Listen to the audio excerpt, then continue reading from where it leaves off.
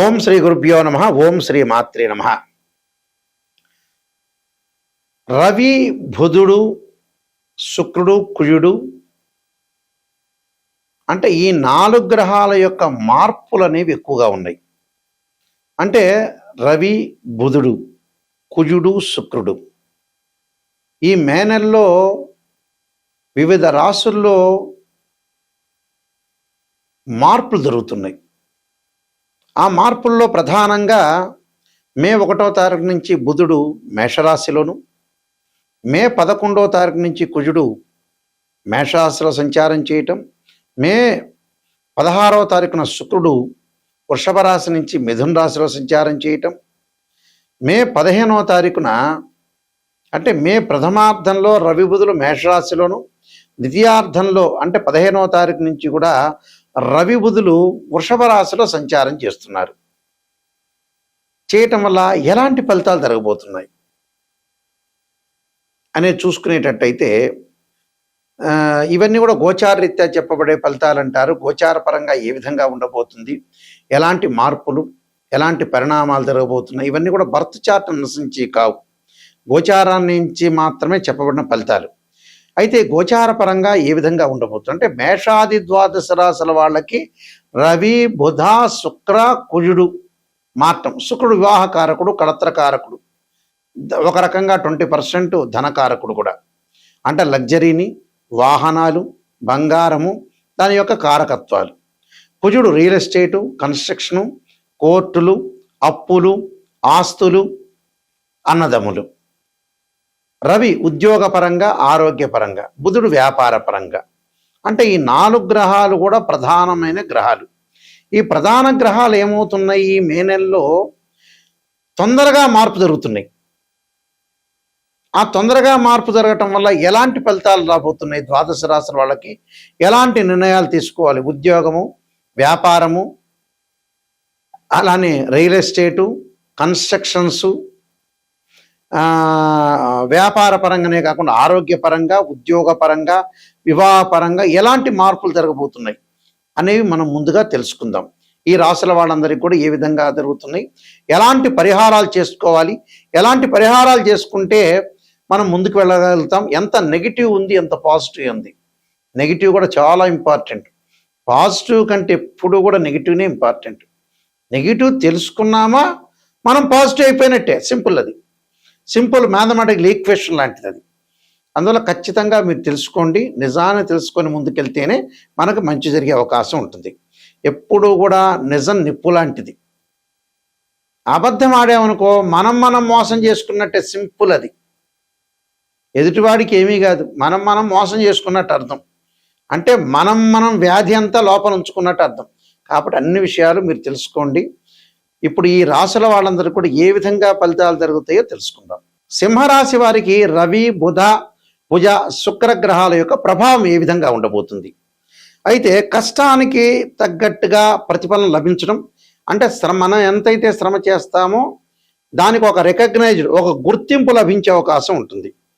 కారణం ఆఫీసులో, కార్యాలయాల్లో మీ ఆఫీసులో ఇమేజ్ బాగా పెరగటం, కొత్త అవకాశాలు బాగా రావటం, ఆర్థిక పరిస్థితులు స్థిరంగా ఉండటం, కుటుంబంలో సఖ్యత నెలకొనే అవకాశాలు, అలానే భాగస్వామ్యాలతో నమ్మకం బాగా పెరుగుతుంది. అంటే చాలామంది కూడా భాగస్వామి అని అంటే ఏమిటంటే వ్యాపారంలో ఉన్న వ్యక్తులు మాత్రమే పార్ట్నర్షిప్ అంటారు. అలానే కుటుంబంలో ఉండే భార్యని భాగస్వామి అనకూడదు, సహధర్మచారిణి అనాలి. అలానే ఇక్కడ ఈ పెట్టుబడులు పెట్టే వ్యక్తులు ఎవరైతే ఉంటారో వాళ్ళ ద్వారా లాభాలకు బాగా పెరుగుతాయి.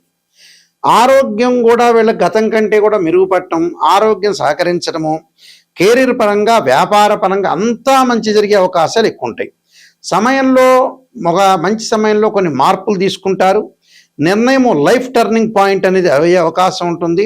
ప్రతి విషయంలో శుభ కార్యక్రమాలు అమలు చేసే అవకాశాలు బాగా ఎక్కువ ఉంటాయి. విదేశాలకు వెళ్ళే అవకాశాలు కూడా బాగా ఎక్కువ ఉంటాయి. కానీ భార్యాభర్తల మధ్యలో డిస్ప్యూట్స్ రాకుండా చూసుకోవాలి. అంటే భార్య ఒక మాట అనగానే, భర్త ఒక మాట అనగానే ఎక్కువగా స్పందించకూడదు. ఆ స్పందించడం వల్ల కూడా కొన్ని ఇబ్బందులు కలిగే సూచనలు ఉంటాయి. కాబట్టి ఇబ్బందులు కలగకుండా చూసుకోండి. ప్రతి విషయంలో కూడా కొంత జాగ్రత్త వహించి ముందుకెళ్తే మనకు మంచి జరిగే అవకాశాలు ఎక్కువ ఉంటాయి. అంటే ఆర్థిక పరంగా లావాదేవీలు అనుకూలంగా ఉంటాయి. ఆకస్మికంగా ధనలాభం, మొండి బాకీలు వసూలయ్యే అవకాశాలు ఎక్కువ ఉంటుంది. వ్యాపార పరంగా అనుకూలంగా ఉంటుంది. నిరుద్యోగులకు కూడా మంచి ఉద్యోగ అవకాశాలు లభించే అవకాశాలు ఖచ్చితంగా ఉంటాయి. కాబట్టి ఇళ్ళు కొనుగోలు చేస్తారు, భూములు కొనుగోలు చేస్తారు. కాబట్టి కొన్ని నిర్ణయాలు చాలా జాగ్రత్తగా ఆలోచన చేసి నిర్ణయం తీసుకొని ముందుకెళ్ళండి. కొన్ని పరిహారాలు చేసుకుని ఆ పరిహారాల వల్ల మీకు మంచి జరిగే అవకాశాలు ఖచ్చితంగా ఉంటాయి. కొన్ని పరిహారాలు నేను చెప్పినట్టుగా ఈ పరిహారాలను చేసుకోవాలి. అలా నిరుద్యోగులకు మంచి అవకాశాలు. పెళ్లి గురించి ఎదురు చూసే ఎవరికైతే ఉంటారో వాళ్ళకి గుడ్ న్యూస్ వినే అవకాశాలు ఉంటాయి. ప్రేమ వ్యవహారాల్లో ఎలాంటి ఇబ్బందులు ఉండవు. ప్రేమ వ్యవహారాల్లో ముందుకు వెళ్తారు. ప్రేమించిన యువకులు కూడా వివాహం చేసుకునే అవకాశం ఉంటుంది.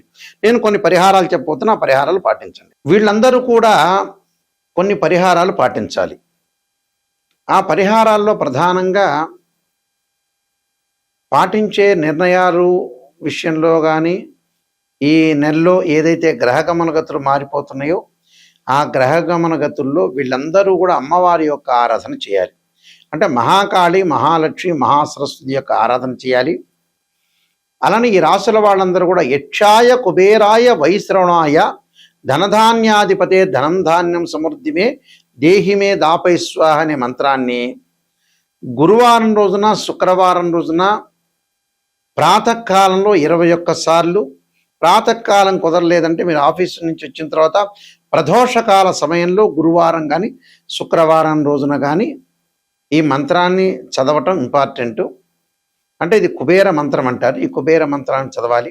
ఆ కుబేర మంత్రంతో పాటు 21 సార్లతో పాటు దేవానాంచ ఋషీనాంచ గురుకాంచన సన్నిభం బుద్ధిమతం త్రిలోకేశం తం నమామిం బృహస్పతిం అనే మంత్రాన్ని కూడా చదువుకోవాలి.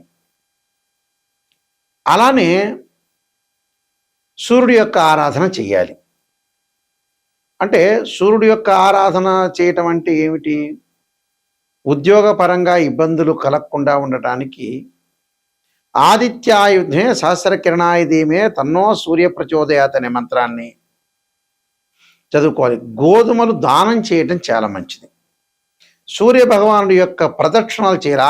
ఆదివారం చక్కగా సూర్య యొక్క ప్రదక్షిణాల్ని 54 సార్లు నవగ్రహాల యొక్క ప్రదక్షిణ చేయటం. ఆదిత్యాయ, సోమాయ, మంగళాయ చ బుధాయ చ గురు శుక్ర శని భెచ్చ రాహవే కేతువే అనే మంత్రం చక్కగా చదువుకోవాలి. అలానే ఆస్తులు, కోర్టు సమస్యలు ఉన్న వ్యక్తులు ఎవరైతే ఉంటారో వీళ్ళు తప్పగా పాటించాల్సింది ఏమిటి అని అంటే కందులు దానము, ఎర్రని వస్త్రం దానంతో పాటు చక్కగా కుజుడి యొక్క ఆరాధన చేయాలి. ఎలా ఆరాధన చేయాలి? దానిమ్మ రసం ఏదైతే ఉంటుందో ఎర్రగా ఉండే రసాన్ని తీసుకుని కుజుడి మీద అభిషేకం చేయాలి. ధరణీ గర్భ సంభూతం విద్యుత్కాంతి సమప్రభం కుమార శక్తిస్తంచ మంగళం ప్రణమామ్యం అనే మంత్రాన్ని చదువుకుంటూ, లేకపోతే తత్పురుషాయ మహాసేనాయ ధీమే తన్నో షణ్ముఖ ప్రచోదయాత్ అని చదువుకుంటూ వెయ్యాలి. విద్యార్థులు తప్పకుండా దక్షిణామూర్తి స్తోత్రాన్ని, సరస్వతీదేవి యొక్క ఆరాధన చేయటం చాలా మంచిది. అలానే విష్ణు సహస్రనామ పారాయణం చేయటం ఒకటి. ఓం నమో నారాయణాయ నమః అనే అష్టాక్షరి మంత్రం చదువుకోవటం మంచిది. ఆరోగ్యపరంగా ఇబ్బందులు కలుగుతున్న వ్యక్తులు శరీరే జర్జరీభూతే వ్యాధిగ్రస్తే కలేబెరే ఔషధం జాహ్నవీతోయం వైద్యో నారాయణ హరి అనే మంత్రాన్ని చక్కగా చదువుకోవాలి. ఎల్నాడు శని యొక్క దోషం ఉన్న వాళ్ళు తప్పకుండా నల్లని ద్రాక్షారసంతో శనికి అభిషేకం చేయాలి. నీలాంజన సమాభాసం రవిపుత్రేమాకృత్యం ఛాయామార్తాండ సంభూతం తం నమామి శనైశ్చరం. పనులల్లో ఆటంకాలు కలుగుతున్న వాళ్ళు గణపతి యొక్క ప్రార్థన చేయండి. చేయటం వల్ల మీకు మంచి జరిగే అవకాశాలు ఖచ్చితంగా ఉంటాయి. అయితే ఒక జాతకాన్ని ఎప్పుడూ కూడా మనం అనాలిసిస్ చేసేటప్పుడు చాలామంది ఆలోచన చేస్తుంటారు. ఒక ఆస్ట్రాలజర్ని అప్రోచ్ అయ్యేటప్పుడు మా దానిలో కొన్ని కేటగిరీస్ ఉన్నాయి. దేవాలయంలో అర్చకులకి జ్యోతిష్యం అనేది కాదు, నామినల్గా చెప్తారు వాళ్ళు. మ్యాథమెటికల్ క్యాలిక్యులేషన్స్ చెప్పరు. వాళ్ళకి ఏంటంటే అర్చకత్వంలో వాళ్ళు నిష్ణాతులు.